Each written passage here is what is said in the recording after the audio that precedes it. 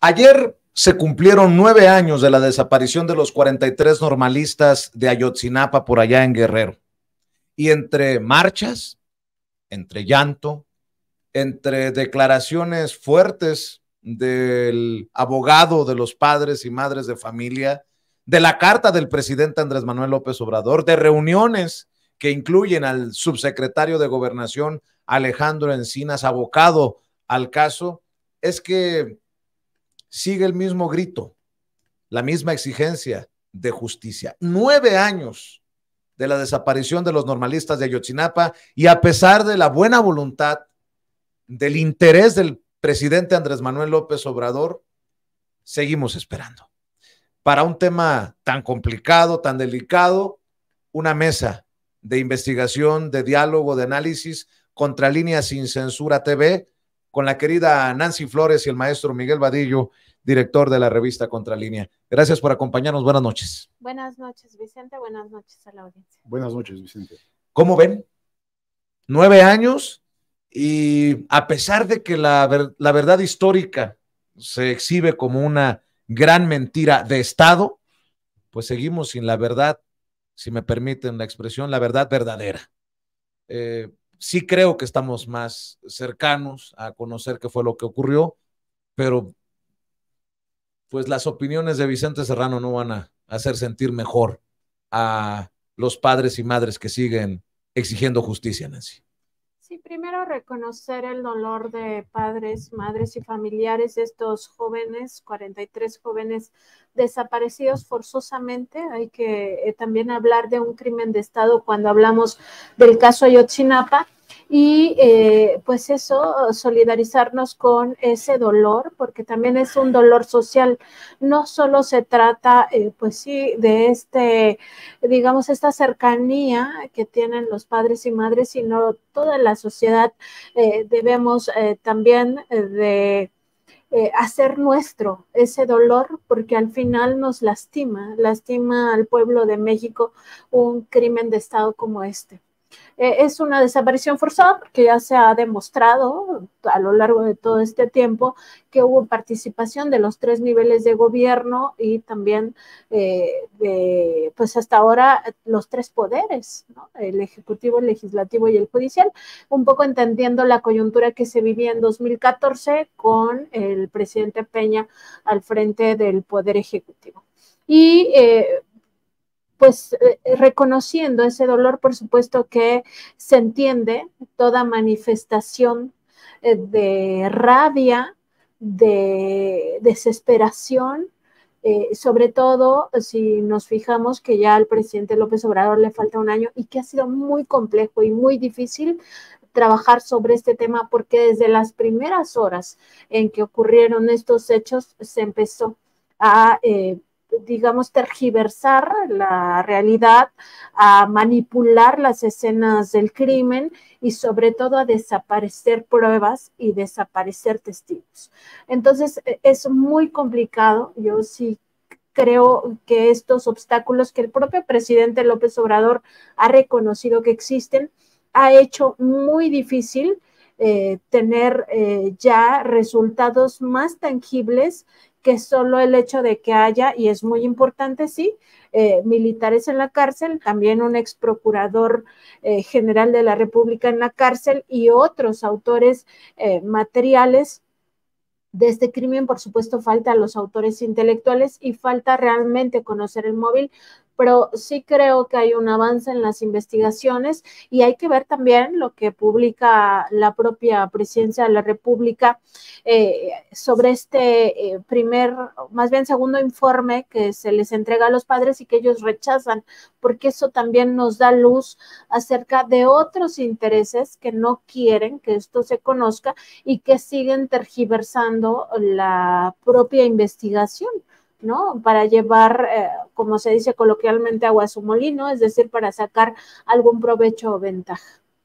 Miguel, el propio presidente muestra su voluntad en la mañanera y dice, que la información está disponible para los padres, las madres de los desaparecidos y sus representantes legales. Si ellos consideran que existe información que estamos ocultando, yo les digo, no es cierto. Así de claro, dice el presidente, que por cierto envía una carta, esta que estamos viendo en pantalla, en la que muestra su voluntad y dice: de conformidad con la reunión que sostuvimos con ustedes, madres y padres de familia de los jóvenes desaparecidos de la Normal de Ayotzinapa, con la presencia de sus abogados y asesores, y en respuesta a su solicitud del día 20 de septiembre, les comunico lo siguiente. Se les entregará un informe que pedía el general Luis Crescencio Sandoval González, secretario de la Defensa Nacional, sobre los documentos que ustedes están solicitando. En dicho informe se explica cuántas fojas y expedientes han sido entregados. Asimismo, se reitera el compromiso de continuar la búsqueda de otros escritos para no dejar ninguna duda sobre el manejo transparente y el recto proceder de esta institución del Estado mexicano.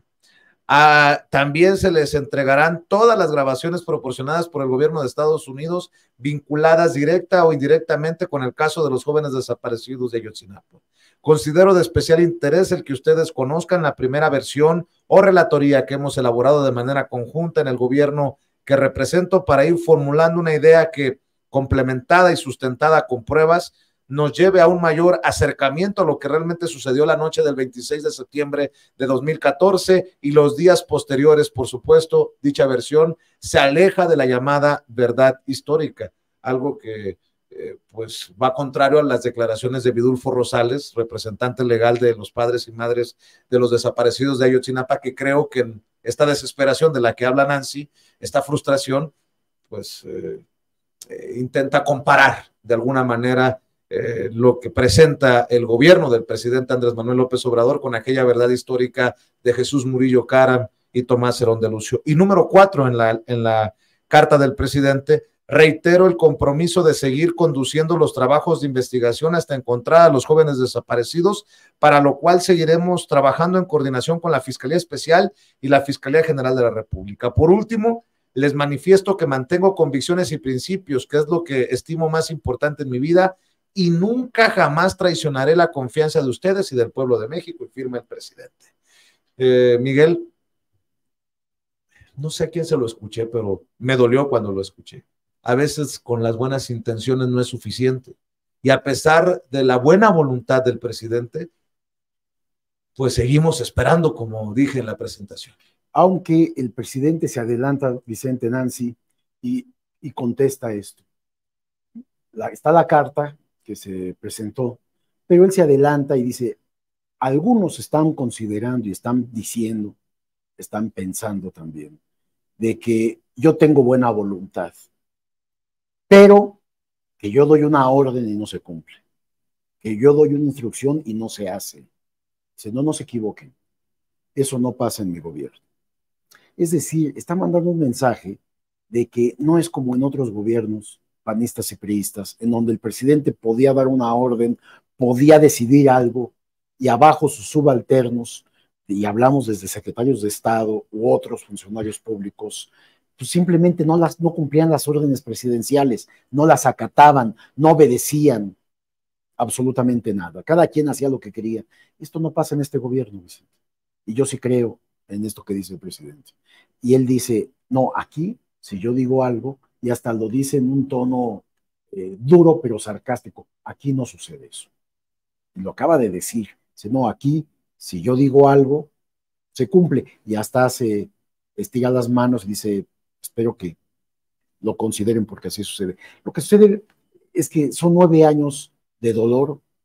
Y el presidente también lo entiende, ¿no? Claro. O sea, sabe que los reclamos son legítimos, justos, legítimos. Son 9 años de dolor, 9 años de una herida abierta que no ha podido ser cerrada, porque no se han encontrado a los estudiantes normalistas.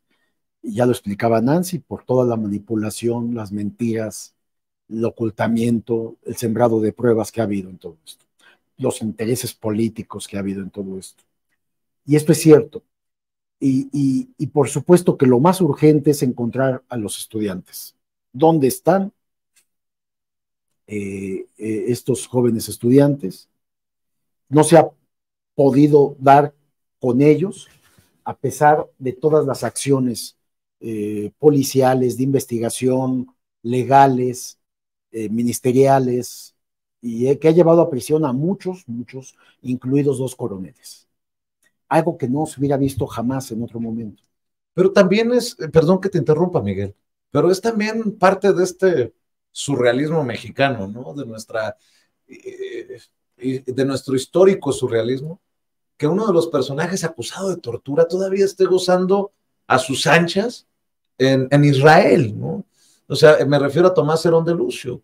O sea, es que hay impunidad en el mundo, Vicente. Sí, claro. No podemos creer que una nación, una comunidad, una sociedad como la judía, que fue perseguida, torturada, sabemos la historia, ahora como Estado le dé protección a un delincuente mexicano, que es parte importante en todo este fabricación y es el causante de sembrar, fabricar, torturar personas, sembrar pruebas, desviar la atención, ocultar la verdad, que es lo que ha impedido precisamente. Esto no sucedió en el actual gobierno, Vicente, sucedió al segundo año de gobierno de Peña Nieto, del gobierno del PRI, y tuvieron 4 años más para hacer todo este cochinero de ocultamiento para que no se supiera la verdad. ¿Y por qué hicieron esto, Vicente? No es que se tratara de ocultar a estos que operaron el crimen, que son sicarios, narcotraficantes, policías estatales, policías municipales, vinculados, funcionarios menores que participaron. Aquí se está ocultando a los verdaderos autores intelectuales, a los verdaderos autores de tomar la decisión de hacer este crimen de Estado. Y ahí hablamos de políticos de alto nivel. Cuando tú ves que un procurador general de la República está encarcelado por este hecho y sigue guardando silencio, esto no apunta sino que a otros funcionarios a nivel de secretarios de Estado y del propio presidente de la República en ese momento, que era Enrique Peña Nieto. Eso es lo que puede estar imposibilitando de llegar hasta ellos, ocultando evidencias. Y no se ha podido, o sea, no encuentran los restos, porque si encuentran los restos podrían llegar más arriba en la escala política de quién tomó la decisión, quién aceptó, quién encubrió, más allá de un procurador general de la República, que un procurador como ahora el fiscal están a niveles de los secretarios de Estado. Claro.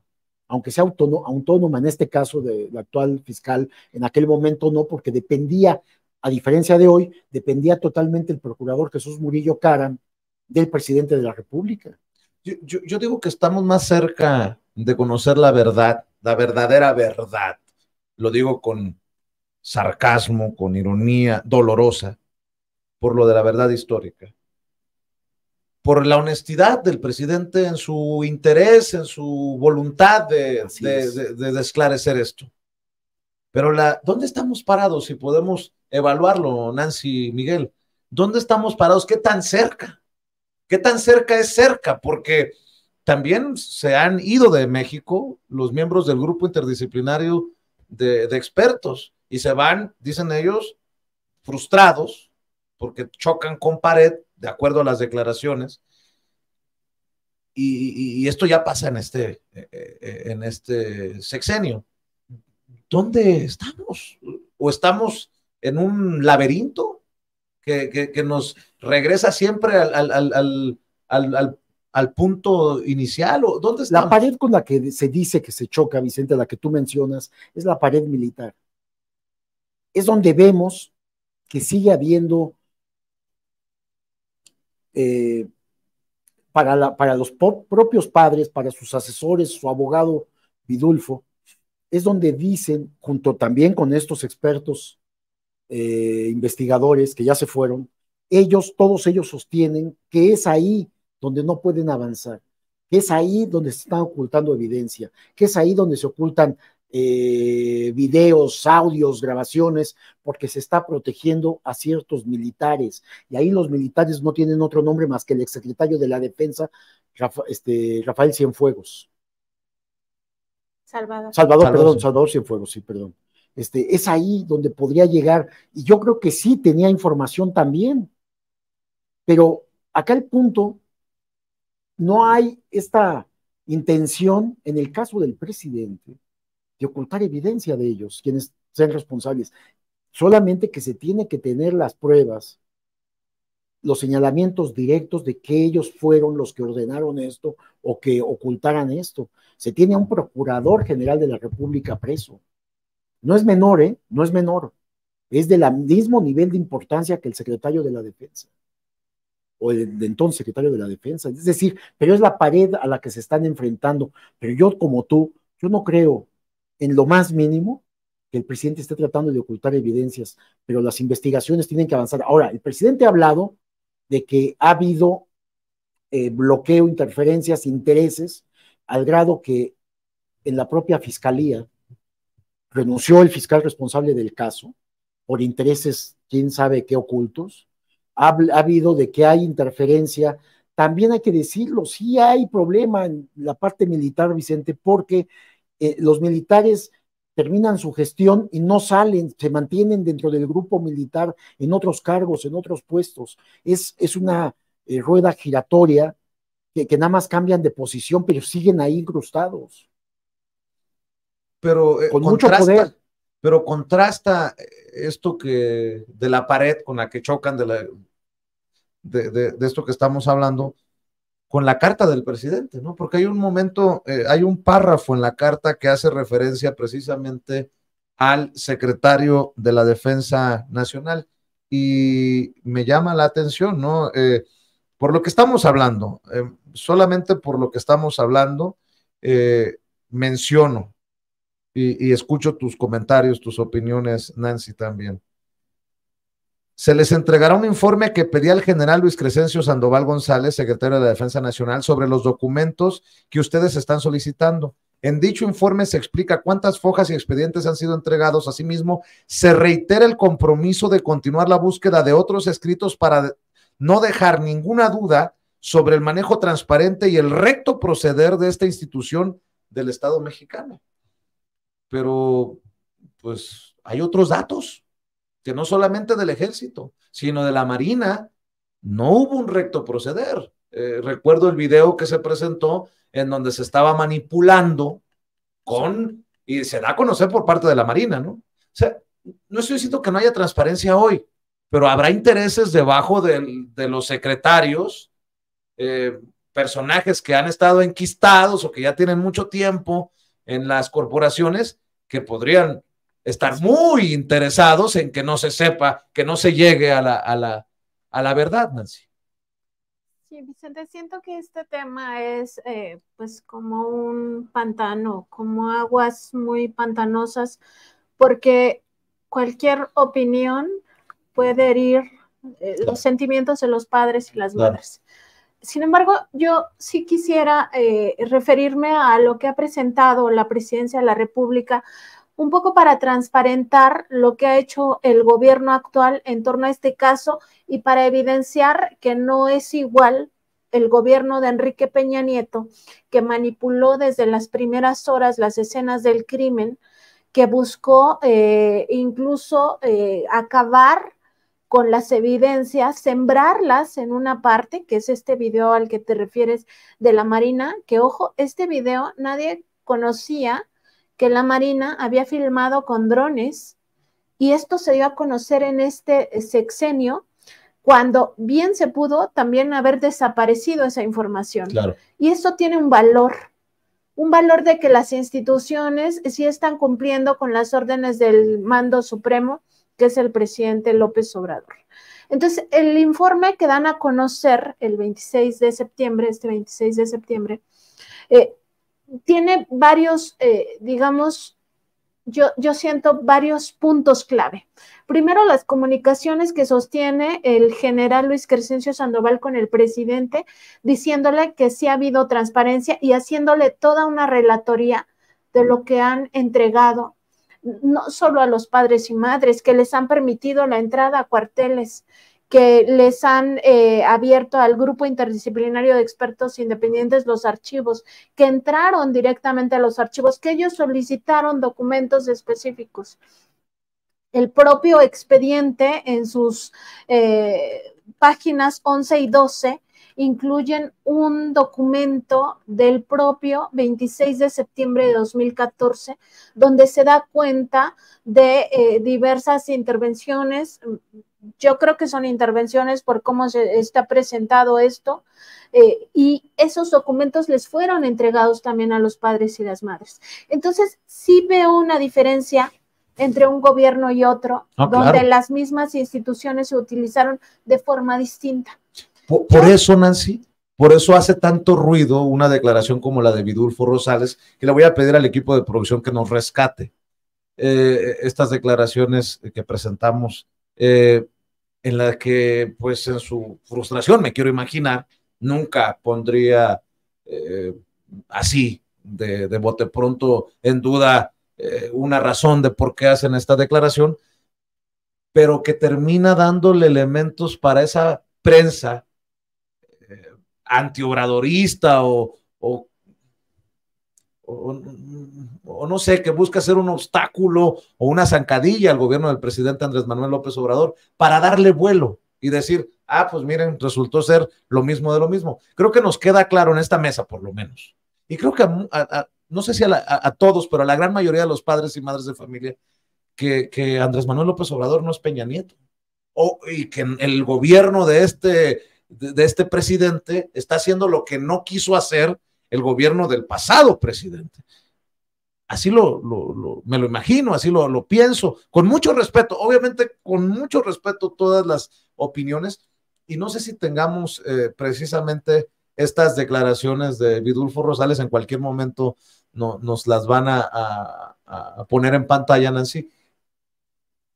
¿Qué es lo que hace ruido? Pues es lo que hace ruido en estos medios que quieren hacer creerle a la sociedad que esto no avanza.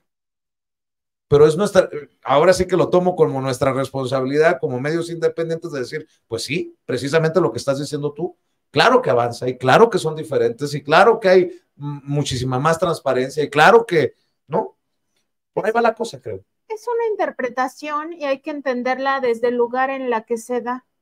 Es una interpretación que hace el abogado que ha acompañado a los padres y madres y ha tenido un desgaste también, incluso, digamos, un desgaste humano, un desgaste sentimental, un desgaste emocional, psicológico incluso, que ha sido sometido además a vigilancia. En algún momento se hizo pública una conversación privada que no debió de haberse grabado, pero se hizo, ¿no? Este espionaje del que fue sujeto él y también miembros del GIEI, donde se le exhibía por haber pues hablado mal de los padres y madres, y en aquel momento esos medios que ahora le apapachan lo lincharon, ¿no?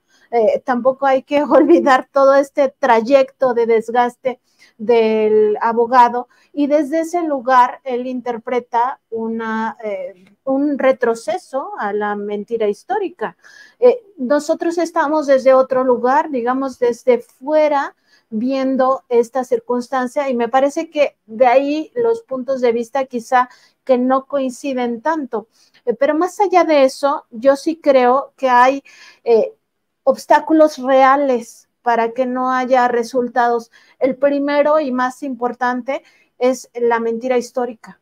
O sea, esta tergiversación de los hechos, manipulación de las escenas, robo de evidencia, manejo ilícito de las cosas, todo eso es un primer momento que necesariamente obstaculiza conocer la verdad, y quién sabe si algún día la conozcamos, a cómo vamos a estas alturas.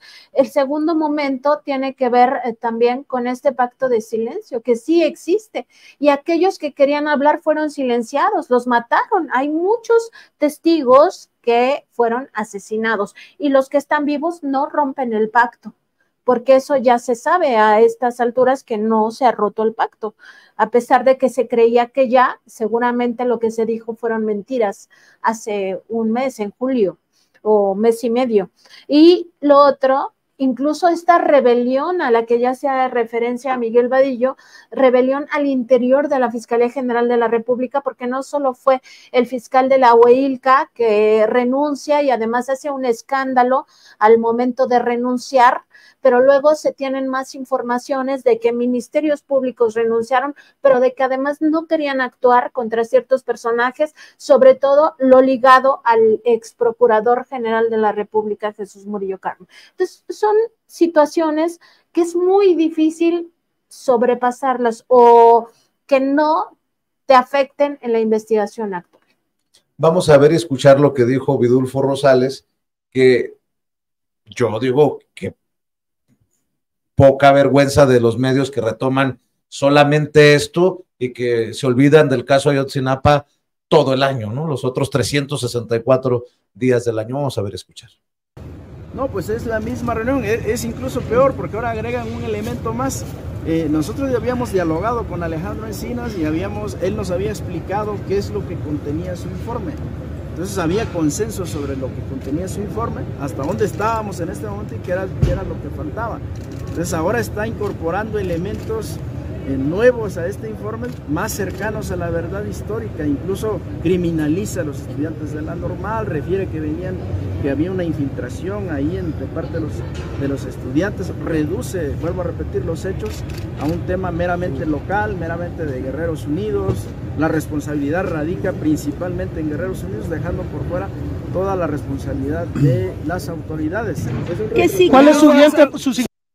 Bueno, dice, estamos peor, dice, por lo que se agrega al informe en el que más o menos estábamos de acuerdo a Vidulfo Rosales, el representante legal de los padres y madres de los desaparecidos de Ayotzinapa, dice que se busca criminalizar a los jóvenes, que se reduce esto a solamente lo de Guerreros Unidos, pero también es importante este punto, porque ya el presidente dice, aquí está lo que nos manda Estados Unidos. Todas las grabaciones que puedan existir en este monitoreo que hacían las autoridades de el teje y maneje del narcotráfico, esta ruta Chicago-Iguala o Chicago-Guerrero. Y menciona a Alejandro Encinas, que es otro de los personajes que trae a cuestas un costal pesadísimo, ¿no? Es una gran responsabilidad. Cada quien habrá de presentar su evaluación de lo que se hace o lo que no se ha hecho en torno a este caso, pero bueno, ahí están las declaraciones de un Vidulfo Rosales que en su desesperación dice, estamos más cercanos a la verdad histórica ahora que antes. Sí, es excesiva esta afirmación del abogado, no hay la menor duda, quienes hemos seguido este caso desde hace 9 años, y digo, es excesiva, pero sin embargo, yo te diría que justificable, Nancy, Vicente, porque él es el abogado de los padres víctimas de los 43 estudiantes normalistas. Él está en su papel, les diría yo. Él se excede en sus declaraciones, exige justicia, dice no han hecho nada, están igual que antes, están igual que los priistas, que en su momento fueron los que cometieron este acto.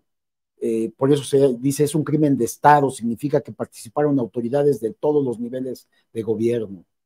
De tal manera que él dice, pues están igual, porque ese es su papel como abogado, exigir justicia, porque como bien sabemos, en 9 años, 4 del priismo, 5 del actual gobierno, no sabemos dónde están.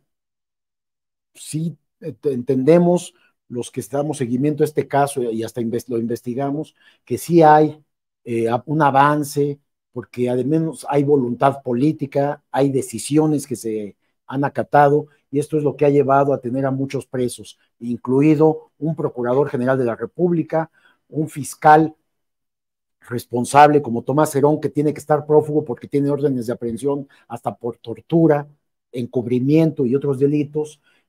Hay 20 militares presos, entre ellos 2 coroneles, en fin, sí hay acciones. No se ha dado con los estudiantes, esto es cierto también. Entonces el abogado tiene que salir a exigir, encuentren a los estudiantes, y de ahí pues los excesos que podamos considerar en sus declaraciones, yo digo que estos son justificables. No pueden ser parte de la realidad, si haciendo un análisis duro de las cosas, pero pues es el abogado de los papás. Claro. Los padres no aceptan el informe, los padres aconsejados por sus asesores y sus abogados. Cuando dices, pues, ese informe es con informaciones que ya lo tenemos, bueno, eso es lo que hay. Ahora, hay algo que nos perdemos de vista, yo no lo he escuchado en lo absoluto. ¿Acaso no entendemos que esto sucede en el segundo año de gobierno de Peña Nieto y tuvieron 4 años no solamente para manipular, para sembrar, para torturar, para asesinar a los que estuvieron involucrados, también para desaparecer los expedientes, desaparecer grabaciones? Nadie dice esto. ¿Por qué no se dice? Pues hubo desde los militares, desde los expedientes, los informes, las entrevistas, las grabaciones en la Procuraduría General de la República, de los fiscales. Entonces, ante el propio CISEN en su momento, pues han desaparecido los expedientes una vez que salieron, porque sabían que eso los comprometía, y borraron huellas, borraron expedientes, borraron información que era importante para el caso. Es decir, actuaron los funcionarios del gobierno anterior para ocultar cualquier evidencia que los involucrara. Por eso no se ha dado con los responsables, tanto intelectuales como los materiales, y con toda la información que se desea tener, que se busca tener. Y hoy sabemos que el general, el secretario de la Defensa, pues dice, ya entregamos todo, le informan al presidente. Dice el presidente, pues ya entregamos todo. Yo no dudaría eso, o sea, porque también en 4 años del sexenio del PRI, pues ocultaron todas esas evidencias y las desaparecieron, literalmente quemaron información. O sea, cuando dicen ya entregamos todo, no necesariamente estamos escondiendo algo, sino porque es lo que hay. Es lo que hay. Entonces yo así lo entiendo, Vicente. Y eso también el abogado y los asesores tendrían que explicar a los padres, ¿no? Por supuesto, nadie puede negar la exigencia, el malestar y el reproche a este gobierno inclusive, y por supuesto al anterior. Claro. ¿Qué hacen los padres? Lo que sí es asqueroso es cómo algunos medios de comunicación, yo regreso a esto, lucran con la tragedia a 9 años, tienen 9 años algunos columnistas, algunos periodistas, algunos comunicadores lucrando con la tragedia. Pero 9 años no, Vicente. 4 años defendieron la verdad histórica y tenemos nombres. Fueron cómplices esos medios de comunicación, fueron cómplices. Pero seguro no fue gratis. Esos pseudo periodistas, esos articulistas, columnistas, editorialistas y dueños de medios de comunicación acompañaron la investigación para justificarla también. Esa es la prensa basura que hay en este país. Es la prensa que hoy está furiosa porque no se han encontrado los restos de los estudiantes y que son los que en su momento, los 4 años del gobierno de Peña, apoyaron la verdad histórica y coincidieron en ella. Y es la misma prensa basura que ahora también lucra con esto de la violencia en el sur y que le dan vuelo a estas imágenes de supuestos miembros del cártel de Sinaloa que son aplaudidos al llegar a unas comunidades en Chiapas. Y dices tú, pues si fueron también los mismos que callaron cuando Calderón y pactaron. Hay una hipocresía precisamente de la prensa. No, está horroroso el caso de esta prensa, como le llama Miguel Basura, Nancy, porque ahora sí le dan vuelo a estas imágenes cuando fueron los que firmaron el pacto de silencio hace algunos años. En 2011, a inicios de 2011, no hay que olvidar que estos grandes corporativos mediáticos encabezados por las televisoras, los grupos radiofónicos, pues firman este pacto de silencio para no hablar de lo que finalmente se sabría, ¿no? Porque la verdad sale a flote que había una sociedad criminal entre Genaro García Luna y el cártel de Sinaloa en aquellos años de la guerra contra el narcotráfico, que no era sino una guerra para posicionar al cártel de Sinaloa como la única organización. Y decir que esos mismos medios, sus voceros, eran los que exigían a los padres y madres ofrecerle disculpas al ex procurador, a los padres y madres Caram, de los les estudiantes. decían que le pidan perdón a Jesús Murillo Caram. Esos son los mismos medios que ahora dicen, ¿dónde están los estudiantes? Pero no se lo recriminan a Peña Nieto, sí, se lo recriminan a López Obrador, olvidándose que esto ocurrió en el sexenio pasado, olvidándose de que ellos fueron cómplices de este crimen de Estado, y por eso es un crimen de Estado, porque participan muchas instancias, incluidos los medios corporativos de comunicación.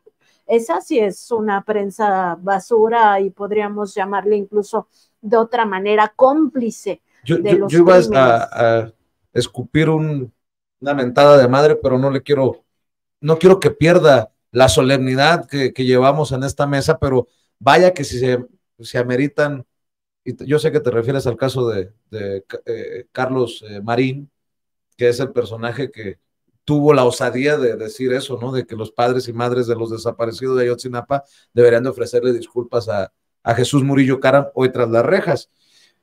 Pero el caso también es, bueno, el presidente lo exhibe, ¿no? Es un acto propagandístico del crimen organizado que ahora resulta que lleva a muchos a convertirse en voceros del crimen organizado. Yo presentaba las imágenes para el análisis hace un par de días con Pepe Reveles y Paco Cruz, pero le advertí a la audiencia, normalmente no hacemos nosotros esto de mostrar estas imágenes para no convertirnos precisamente en voceros de tal o cual grupo. Pero carajo, lo viste en todos los noticiarios, lo viste en por todas las redes sociales, y dices, ¿cuál es la intención? O sea, ¿por qué termina siendo este morbo tan exacerbado? No solamente exacerbado, tan jugoso para ellos, ¿no?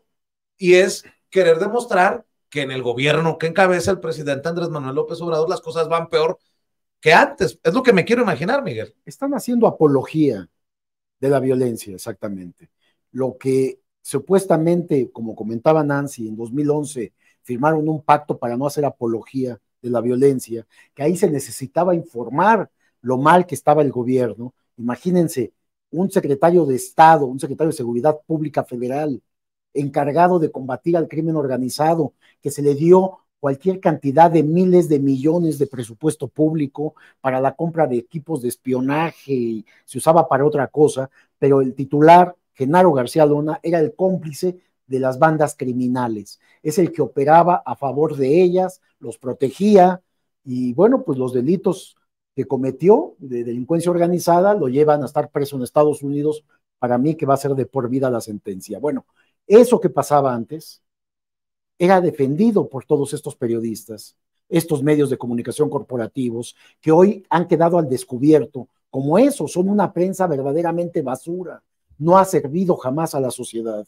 Entonces, hoy toda esa prensa es la que está precisamente haciendo actualmente en este gobierno una apología para presentar una creciente violencia, exacerbar todos los delitos, desde un crimen pasional, y cualquier acto de violencia lo están transmitiendo todo el día en todos los espacios informativos, una vez tras otra, repitiéndolo. ¿Cuántas veces? Entonces ya vemos que la prensa mediática de los medios corporativos tradicionales es una prensa policial, tipo alarma, a lo que conocíamos como aquel periódico rojo ensangrentado que chorreaba sangre de sus páginas. Eso es la prensa hoy en día, porque quieren presentar que todo va mal en este gobierno. Cuando vemos los números, las cifras y los datos duros, logró contener el crecimiento de la violencia y ha empezado a decrecer. Entonces presentan esto que tú mencionabas, esta caravana de vehículos arreglados con criminales, con narcotraficantes en él, haciendo una caravana del cártel de Sinaloa, llegando a una zona dominada por otros grupos para competir y para ocupar territorios. Esto se ha visto en otros momentos, se ha visto en otras ciudades, de las fronterizas para empezar, se ha visto en otros estados del centro también. Entonces, se presenta hoy como si fuera una ocupación del territorio nacional. Inmediatamente se mandó a la Guardia Nacional a esta zona, porque hay capacidad de respuesta del Estado mexicano, no es como antes. Y el presidente lo ha mencionado, Rosa Isela no es García Luna, por favor, o sea, y tiene razón, es decir, ya no se encubre y ya no son cómplices del crimen organizado, algo que debería de entender, bueno, no es que no lo entiendan los medios, ellos traen una campaña desinformadora, manipuladora de todo lo que está sucediendo. Y nos corresponde a los que nos asumamos, ¿no?, en un papel honesto de exhibir esta prensa basura de la que habla Miguel Nazi, porque además no debería de sorprendernos, no es la primera vez. Recuerdo que espacios con personajes con nombre y apellido de los grandes periodistas de México, hace un par de años mostraban aquellos camiones casi blindados en Michoacán y decían, vean cómo llega el crimen organizado y están mostrando el músculo. Ahora muestran esto y serán los mismos que van a criticar al presidente cuando vaya a Badiraguato, a Sinaloa. Dijo que a pesar de la extradición de Ovidio Guzmán, él va a inaugurar las obras en una de las zonas más pobres del país, ahí del Triángulo Dorado. Pero pues creo que la gente se va a ir dando cuenta. Entre más se exhiba, entre más se hable de esto, la gente tiene que ver, ¿no? Bueno, ahora sí que el que quiera ver, que vea, y el que quiera escuchar, que escuche. Pero, o sea, que yo pregunto, ¿qué valor periodístico tendría mostrar una y otra vez estas imágenes? Porque hay canales de televisión que lo presentan en la mañana, en el mediodía, en la tarde y en la noche. No, tiene transmisión 24 horas. Sí, se aplica esto de esa máxima de yo no tengo amigos, tengo intereses, pero en ellos es yo no tengo interés periodístico si no tengo intereses, ¿no? Y pues este ejemplo que ponías en torno a la figura del presidente López Obrador y que va a ir a inaugurar este camino que se hizo en Badiraguato, nada más recordar pues un poco las contradicciones en las que caen precisamente por navegar en intereses y no en una línea editorial real, ¿no?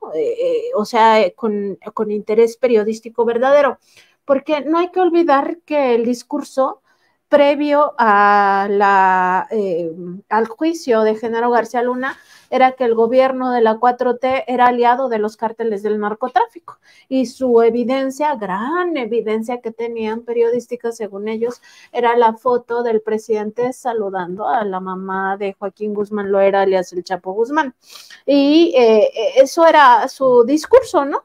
Después viene lo de Ovidio, ahí está, ¿no?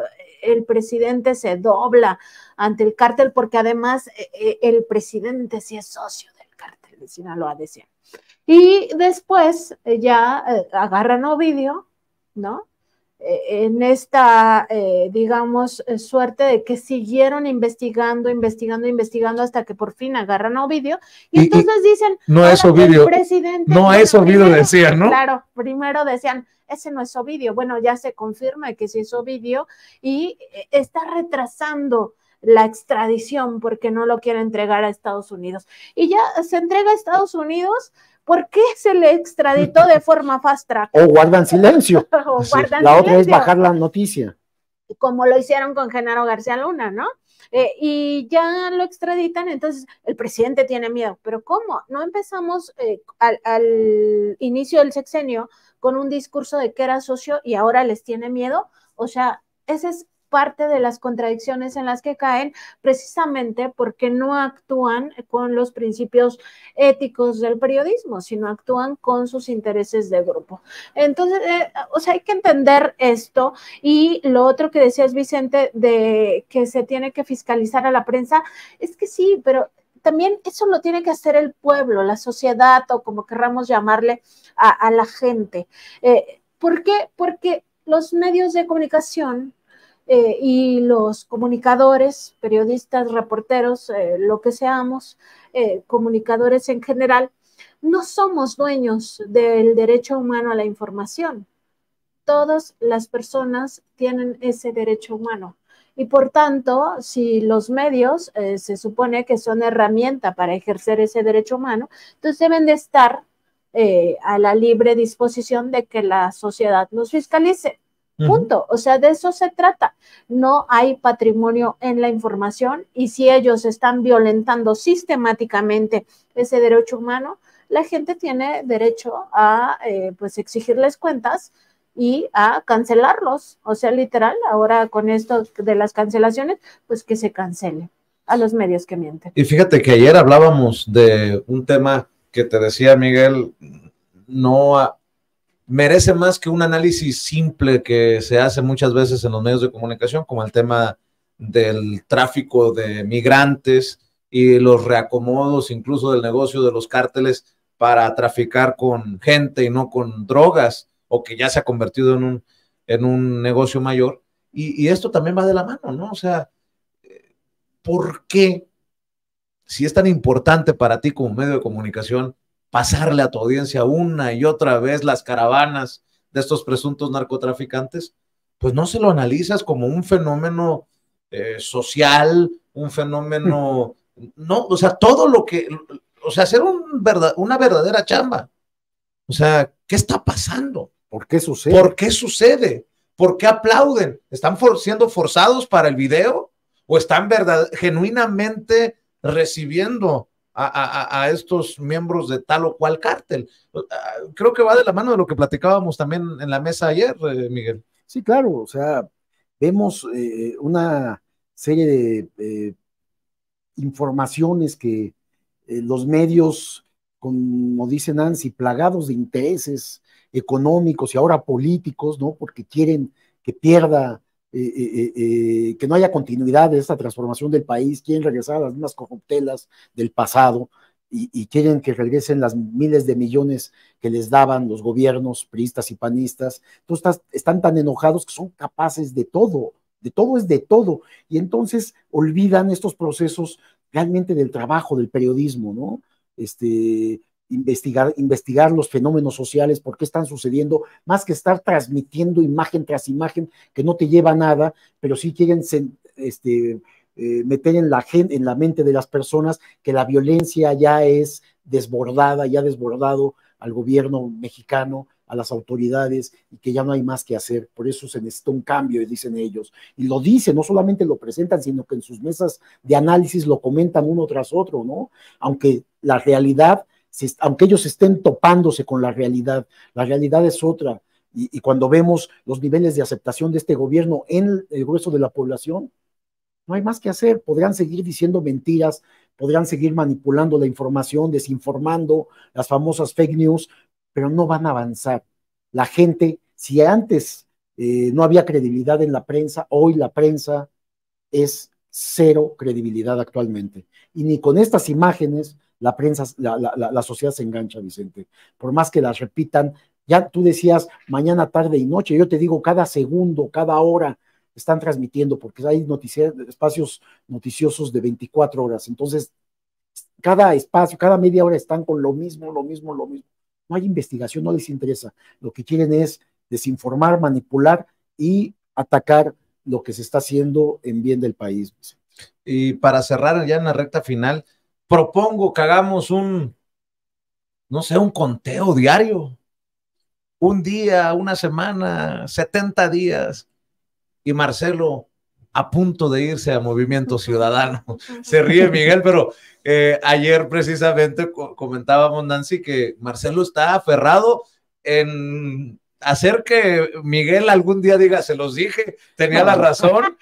No me gusta decir se los dije. 27 de septiembre, primer día de conteo en la mesa de investigación, diálogo contra Línea Sin Censura.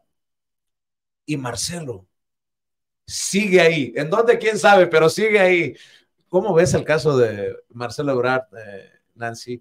Ahora, y tanto que lo hemos hablado en estas mesas, poniéndole en bandeja de plata a los calderonistas como Reyes Rodríguez Mondragón, decidir si anulan o no el proceso interno de Morena. Aunque hay prianistas que hemos entrevistado en el Senado por ejemplo, Damián Cepeda, que dice, no puede ser posible, no va a ir a ningún lado esto. Imagínate, desde la oposición misma lo dicen, lo reconocen, pero está abierta la posibilidad.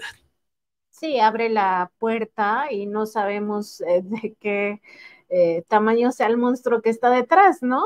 Porque finalmente el Tribunal Electoral está capturado por estos intereses. En ese sentido, Vicente, pues sí decir que Marcelo pues hace mucho ruido al interior del propio proceso del movimiento de transformación. Y yo sí considero que no está calculando exactamente el costo que va a tener, porque una vez que ya se concrete el rompimiento, que lo vino trabajando desde hace mucho tiempo, porque tú dices hay que empezar a contar desde este 27 de septiembre, pero no, esto empezó hace mucho 4 tiempo. meses. Hace 4 meses. O sea, el conteo es día 1, día 2, día 3. Hasta que se confirme lo que dijo Miguel Vadillo aquí, lo que pronosticó, ¿no? Entonces, me parece que es un riesgo real, sí, o sea, más allá de lo que opinen algunos opositores, es un riesgo real porque finalmente el Tribunal Electoral ha actuado en contra del movimiento de transformación de forma sistemática. Y no sería sorpresa que en este caso también lo utilicen para descarrilar la candidatura de Claudia Sheinbaum. Sin embargo, también tienen que leer lo que el pueblo va a contestar, porque el pueblo también tiene su respuesta, ¿no? Me acordé de aquello de no le piquen las costillas al tigre, o cómo era la cosa. Pues el tigre sigue más despierto que nunca y creo que el costo sería tremendo para estos personajes, en caso de que se atrevieran. La boca se me haga chicharrón, ¿no? O como, es que sí, el costo sería altísimo y sentaría un precedente antidemocrático, brutal, las que se dicen autoridades electorales, pero bueno, al final es mi opinión. Yo consideraría que habría una movilización masiva para rescatar la candidatura de Claudia. O sea, no rescatarla, digamos, de que se está hundiendo. Sería algo cercano a un golpe de Estado. Sí, exactamente. De ese nivel, ¿eh? No creo por la movilización social que esto deje. generaría. Sí, y yo creo que el presidente, aunque ya entregó el bastón de mando, se uniría al pueblo de México. No, él encabezaría campaña, la protesta y las marchas, no hay la menor duda, ¿no? Porque sí sería un golpe de Estado eso. No, yo creo que no. Mira, entiendo que Marcelo quiere hacer la mayor destrucción ahora con esto. Marcelo va enfilado a destruir al movimiento ya con una decisión de esta naturaleza, porque ya sabe que se va, que renuncia o que lo corren y se va a Movimiento Ciudadano y quiere irse con fuerza, quiere irse después de haber causado un daño mayor a lo que va a ser su competencia, porque él va a estar en otra posición, con otra bandera. ¿Y qué costo tendría Marcelo en Movimiento Ciudadano? Porque, por ejemplo, una cosa es lo que diga Dante Delgado, y ya demostraron ciertos sectores del Movimiento Ciudadano que no van con Dante Delgado necesariamente en todo. Ahí está el caso de Enrique Alfaro, que dice, ¿para qué no? Hay talento en Movimiento Ciudadano cuestionado o en referencia al tema de Marcelo Ebrard, y bueno, reconociendo, por ejemplo, la figura de Samuel García. No me quiero ni imaginar también como gerente que es o dueño del Movimiento Ciudadano, lo que se tenga que hablar o negociar con estos personajes que ya se la creen, ¿no?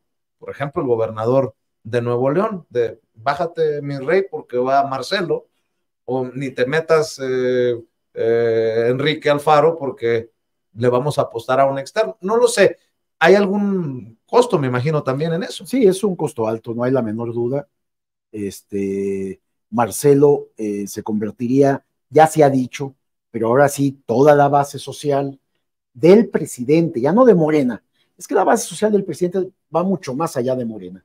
La base social del presidente entonces sí lo acusaría, que estamos hablando del 70% de la población, de traidor, de ambicioso vulgar y de buscar el poder por el poder sobre los intereses de la sociedad. El costo para Marcelo es muy alto. Para Movimiento Ciudadano, pues es bueno porque lo colocaría o lo llevaría a convertirse en la segunda fuerza política del país, arriba del Partido Acción Nacional, que sería uno de los grandes perdedores con este movimiento, y como tú también lo consideras, me parece que esto le ayudaría a Morena. A Morena nadie le gana en el proceso electoral ya. ni Marcelo, ni Movimiento Ciudadano, ni el PAN. Es más, ni Marcelo con Movimiento Ciudadano y apoyado inclusive por PAN, PRI, PRD, en el considerando que esta Xochitl Gálvez no levanta y al contrario cada vez se hunde más, todos aliados no le ganan a Morena, Partido Verde, Partido del Trabajo. Pero sería una fuerza más poderosa, no hay la menor duda, pero cómo se repartirían esas migajas de poder que quedarían después de que Morena triunfe. Ahí habría una rebatinga, porque hay una serie de corruptelas, tanto en los partidos de oposición, opositores, desde sus propios dirigentes hasta las bases que tienen, ¿no? No me gusta hablar de los que ya no están, pero Marcelo va que vuela a terminar tristemente como Porfirio Muñoz Ledo, solo como ejemplo, ¿no? Porfirio, que una de las mentes brillantes. A diferencia de Porfirio, que Porfirio era un talento político, finalmente, cometía cualquier cantidad de tropelías, pero sí era un talento político, lo que no es Marcelo por lo que ha hecho. Como en el gustado segmento del presidente, no lo digo yo, lo dice Miguel Vadillo. Mi querida Nancy, reflexión, comentario para cerrar esta mesa ya a punto de llegarse la hora de esta conversación sin censura y con Contralínea.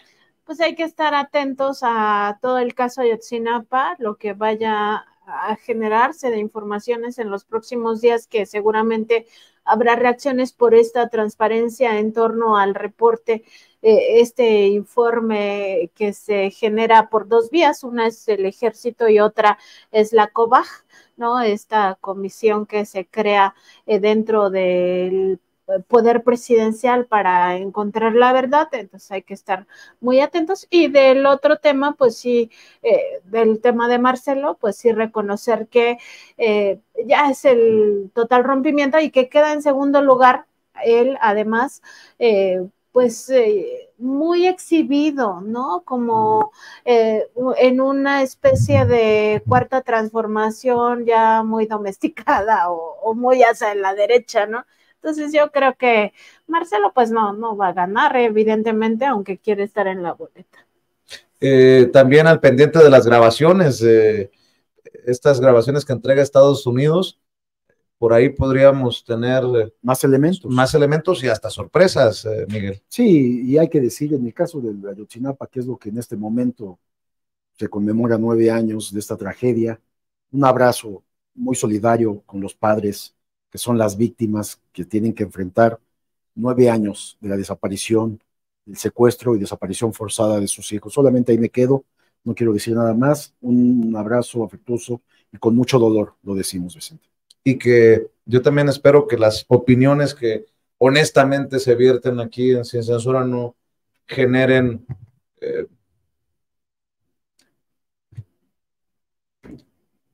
estamos con ustedes. Creo que esa es la forma de definirlo. Estamos con ustedes de su lado en la mesa histórica, porque todos aquí en esta mesa queremos justicia y queremos que de alguna manera vaya sanando esa herida con la verdad, con la aparición de sus hijos, de sus hermanos. Mi querida Nancy, cerremos invitando a esta audiencia diferente e inteligente para que los busque, para que los lea, para que los vea, para que los escuche en sus trincheras. Sí, estamos en www.contralinea.com.mx, además en Facebook, Twitter, Instagram, YouTube y TikTok como Contralínea, en Spotify, iBooks y Apple Podcast como Contralínea Audio. Los invitamos a que se suscriban a estas redes sociales. Además estamos en nuestro programa de lunes a viernes a las 10 de la mañana por el canal de YouTube y de Facebook, y también a la 1 de la tarde, lunes, miércoles y viernes en nuestra mesa de contradebate, por supuesto también aquí en Sin Censura a las 8 de la noche de lunes a viernes. Muchas gracias, Nancy, maestro. Estamos al pendiente. Buenas noches. Buenas noches. Y nos vemos cuando lo amerite la noticia o en la próxima mesa de investigación Contralínea Sin Censura TV. Todos somos Sin Censura, seguimos avanzando y le pido que usted siga compartiendo estos contenidos honestos, transparentes desde esta trinchera.